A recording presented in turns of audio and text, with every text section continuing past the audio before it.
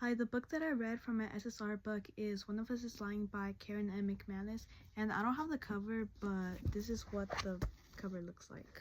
This book has 358 pages, and I read all 358 pages of them. The book takes place in Bayview and Bayview High School, California, and it's mainly in the fall, and by the end of the book, it's like in the spring. One of Us is Lying is about 5 students who went to detention for having their phones out in class, and their names were Addie, Cooper, Nate, Bronwyn, and Simon. They all claimed that somebody put phones in all of their backpacks and that they weren't their real phones. And suddenly a car crash happens, and Mr. Avery, which was the teacher who was giving them detention, checks, and everybody gets distracted. Simon got a cup of water from the faucet and he started having an allergic reaction, and everybody assumed that it was from peanut oil because he's severely allergic to peanuts. Nobody knows how the peanut oil got into his cup or who did it, but they all tried to find the EpiPen, so Cooper went to the office to find them, but they were all gone, and they called the ambulance, but the ambulance got there too late, and then Simon passed away. The 4 other students immediately became the suspects because there isn't anybody else who would be able to put peanut oil in his cup. And Simon also ran an account called About That, and he would expose everybody's secrets, so everybody, including the detectives, assumed that somebody who had something against him because Simon posted something about them would be the one who killed him. The police started to question everybody who was in the same room as Simon, and it started to seem like Addie was the one who put peanut oil in his cup because she lied about going to the office, and she also went to the office when the EpiPen started to go missing. After a while, Addie admitted to her sister Ashton that she went to the office to get Tylenol for her boyfriend Jake, and she didn't want to say it in front of her sister because she didn't want to seem like a doormat. The detectives continued to question the Bayview 4, which is what they called the 4 suspects, and all of them had a lawyer except for Nate. Most of the time, they all refused to answer any questions, and the detectives seemed to be getting nowhere, but Nate seemed like the main suspect because he is the only one who had a criminal record, and he had one for selling drugs. They all started to become friends, and they would always sit at lunch together, and Bronwyn and Nate started to catch feelings for each other. Since the police seemed to be getting nowhere, Maeve, which is Bronwyn's sister, she looked at the About That admin's page, and she found comments about Simon saying bad things about school shootings, and he said that he would support it. Everything started to go downhill, and Addie cheated on Jake with his best friend TJ, and the next time that Jake saw TJ, they started to get into a physical fight at school. I also forgot to mention, but Bronwyn also admitted that she cheated in school, so the post that Simon made about her was true. Cooper also got called to get questioned about that post, and it's because there was an old one that got replaced with a new one, and then the new one was saying that he had steroids, which he didn't, but the old one was true, and it was that he had a boyfriend and his name was Chris, but it was really bad because his dad didn't support him, and it really affected his baseball career. It was also bad because he had a girlfriend, so he cheated on his girlfriend with a boyfriend. A lot of interviewers were outside of Bayview High School, so Nate suggested that him and Bronwyn should go on his bike to his house, and Maeve can pick up Bronwyn from his house. Right when they got there, Nate saw his mom outside of his house, and it was very strange because he hadn't seen her in a couple of years, and he told everybody that she had died.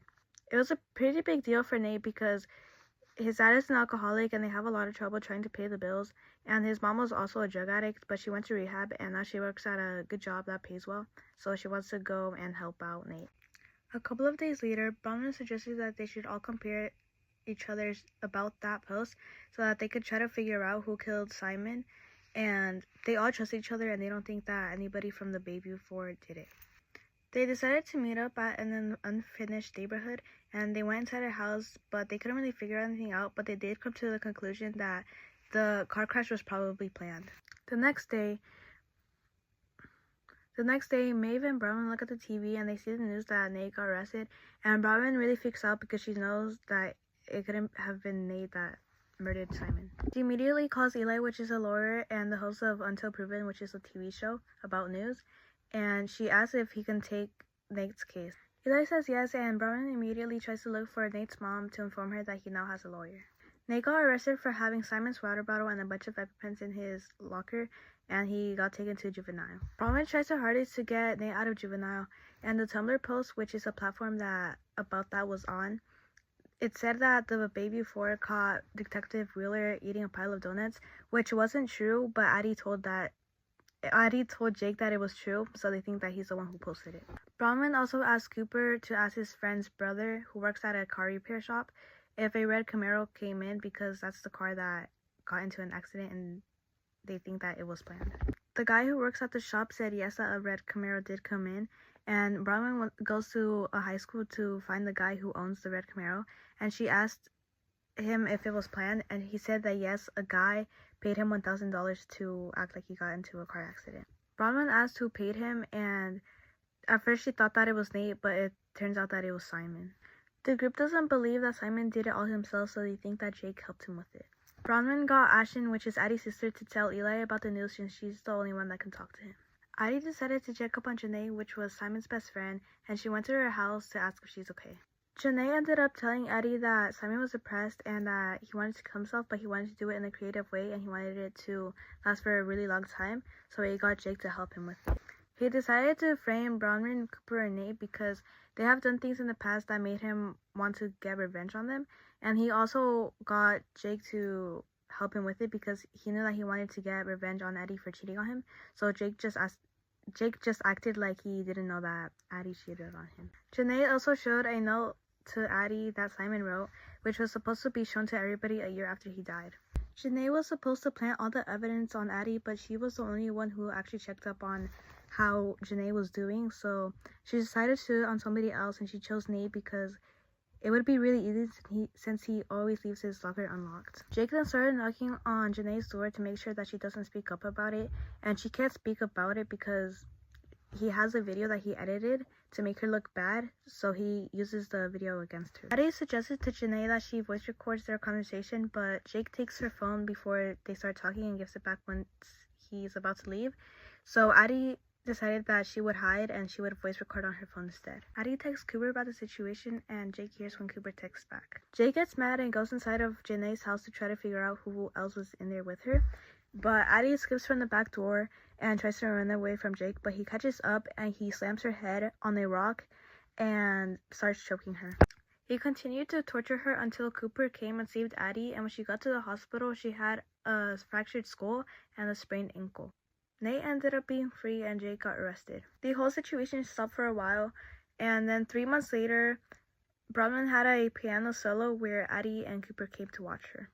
Everything went well, and then she went outside to wait for her dad to pick her, her sister, and her mom up, but her mom and his sister started walking to her dad's car. She saw Nate pulling up in his bike, and then they started talking again after a while, and then they ended up getting back together at the end of the book. I would say that the main events were when Simon was dying in the class, when they all got investigated, when they all found out that Jake helped Simon kill himself, and when Jake got arrested. The book was structured with 4 different points of views, which were Addie's, Cooper's, Nate's, and Bronwyn's. I think the author decided to write the book this way because it makes things more interesting, and it shows things that could lead to who the murderer is in more detail. It also shows how it affects the suspect's daily life. For example, they would constantly be trying to hide from interviewers outside of their school and their city because they were always trying to get information from them. Another example is it would show questioning of all the suspects and Tumblr posts that the police would ask them about, which would make them look like the murderer. And that's it for my book talk.